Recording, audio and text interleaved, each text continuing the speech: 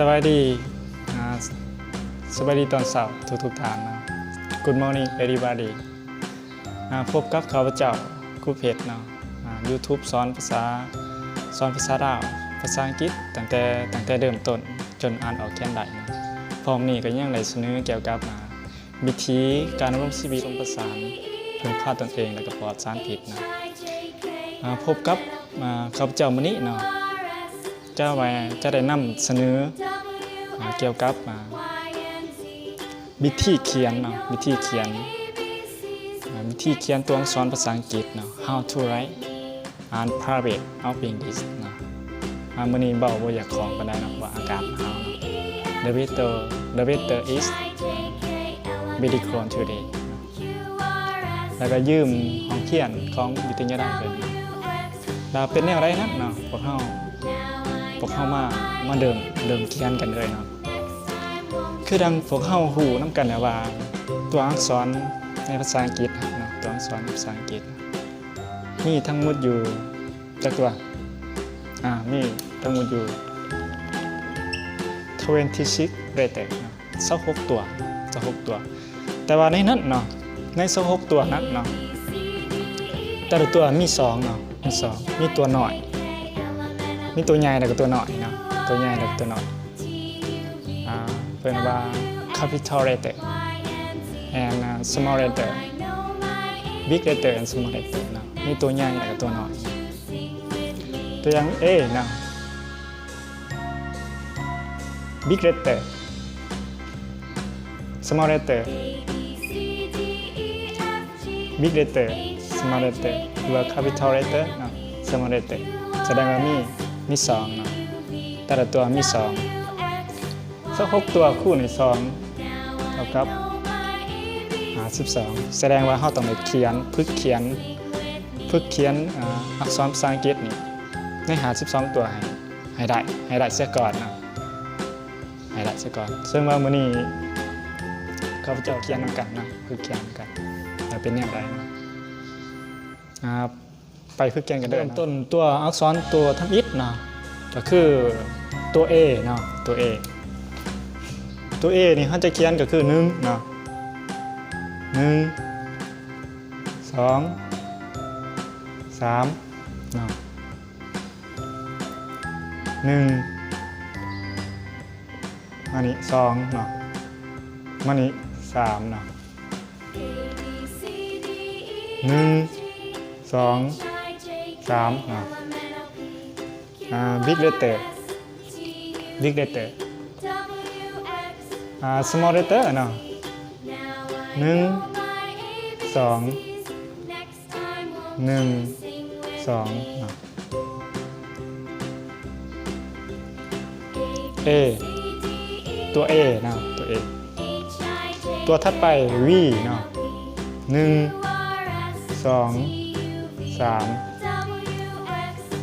1 2 3ตัวน้อย small letter 1 2 ตัวถัดไปตัว C A V C 1เป็นโค้งเลยน่าจะเนาะ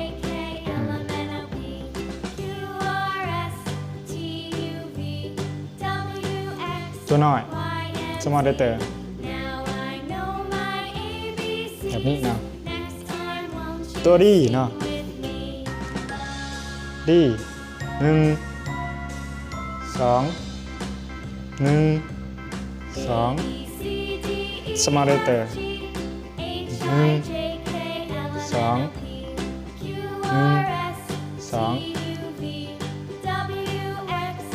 2 ตัวต่อไปตัว E เนาะ1 2 3 4 1 2 3 4ตัวน้อย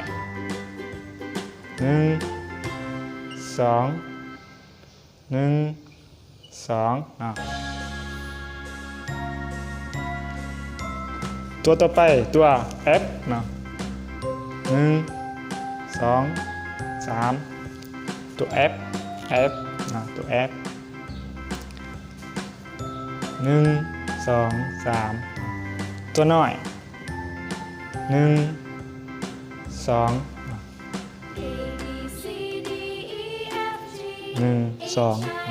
F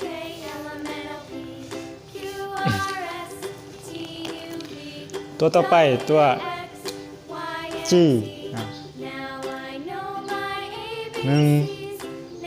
2 1 2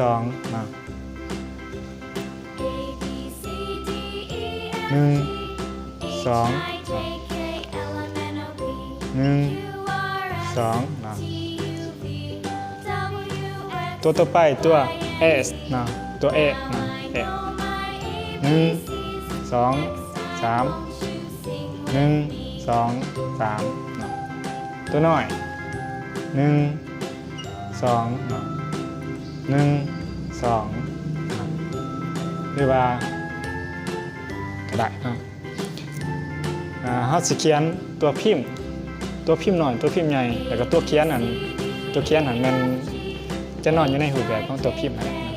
เขียนแนวใดสิว่าให้มันคือกับตัวพิมพ์หน่อยตัวพิมพ์ใหญ่มันคือกันขายคือกันสามไอเนาะ1 2 3ไอตัวไอเนาะ1 2 1 2 3 1 2 3ตัวน้อย1 2 1 2ตัวไอเนาะตัวต่อไปตัวเจเนาะตัวเจ1 2 1 2ตัวน้อยตัวใหญ่ตัวน้อย1 2โอเคนะ sorry 1 2เนาะ1 2นะตัว J เนาะJ ตัวต่อไปตัว K เนาะ1 2 3 1 2 3เนาะbig letter เนาะ small letter 1 2 3เนาะหัวตัวนี้มัน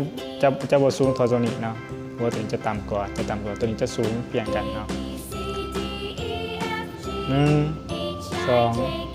3เนาะตัว K เนาะตัว K ตัวต่อไปตัว L เนาะ L 1 2 1 2ตัวน้อย1ตัวน้อย1ขีดต้องเดือดเนาะขีดต้องเดือดตัวถัดไปตัว M เนาะตัวถัดไปตัว M 1 2 3 4เนาะ1 2 3 4เนาะ big letter small letter 1 2 3 1 2 3 small letter M ตัวถัดไปตัว N เนาะ1 2 3 1 2 3 1 2 1 2 N M N ตัวต่อไปตัว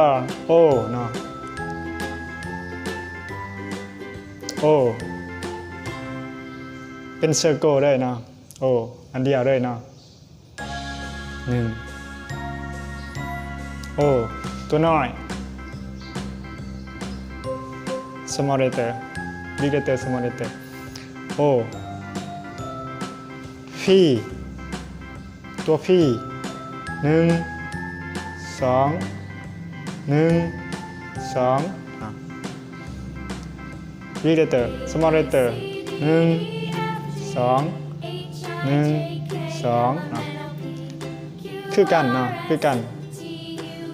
นแต่ว่าระดับตำแหน่งต่างกันเนาะตำแหน่งจะต่างกันตำแหน่งจะต่างกันในเวลาที่เราไปประกอบตัวประกอบอย่างประกอบคำศัพท์เป็นเบอร์นะ1 2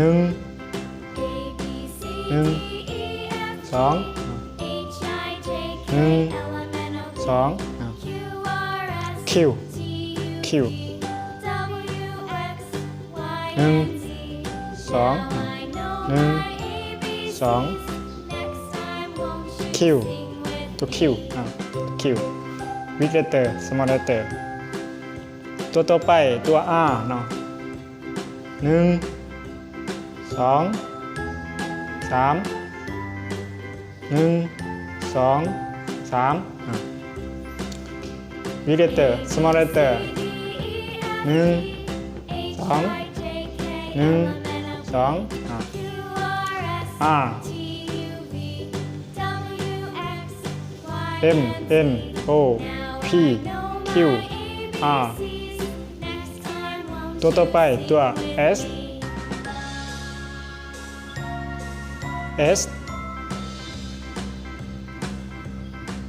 เป็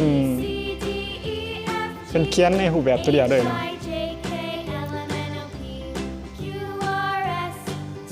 แนวนี้เนาะตัว S เนาะตัวต่อไป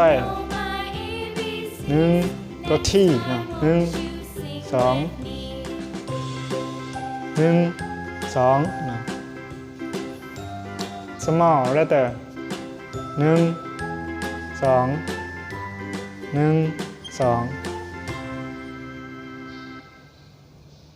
small letter นะ T S T 1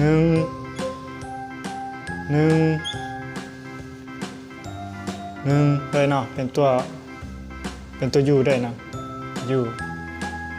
big letter small letter 1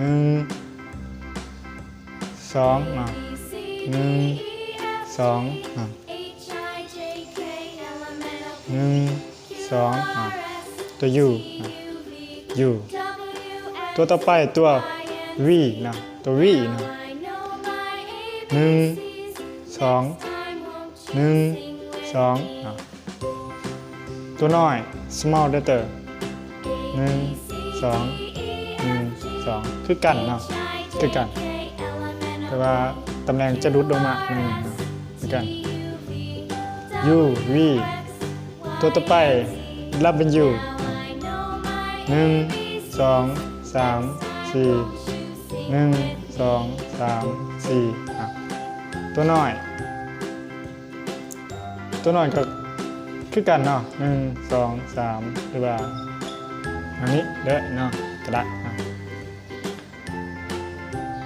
W เนาะW X 1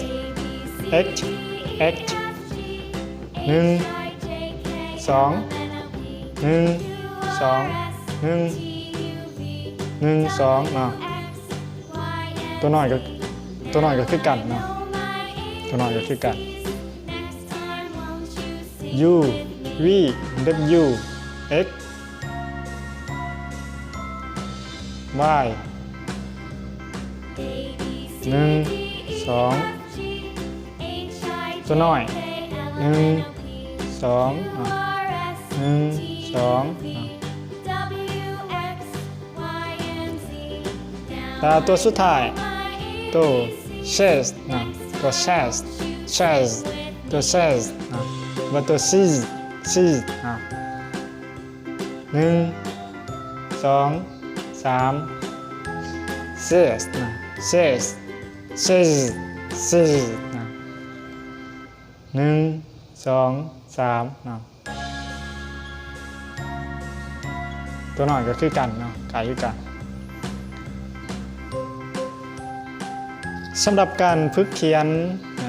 ตัวอักษรภาษาอังกฤษมาหอนี่ก็ถือว่าเบิดสำนามาฝึกอ่านนี่เนาะฝึกอ่านมาฝึกอ่านแล้วก็มาเริ่มประกอบเนาะประกอบแต่ว่าเฮาเขียนเป็นแล้วเฮาก็จะเอามาประกอบกันเนาะเป็นคำศัพท์เป็นเบิร์ดเนาะคำศัพท์เป็นเบิร์ดตัวอย่างว่าตัวอย่างตัว C เนาะได้ตัว C ตัว C at A at T เฮาก็จะได้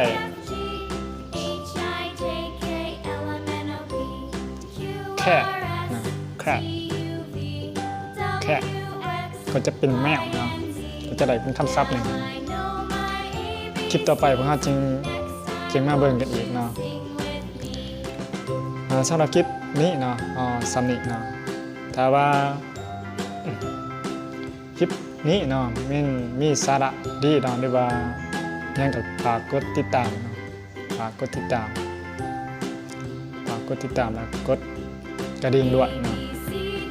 ถ้าว่ายังมีจุดใดยังบ่ทันได้ดีสามารถคอมเมนต์มาได้นะถ้าจุดนี้ก็ขอบใจเนาะ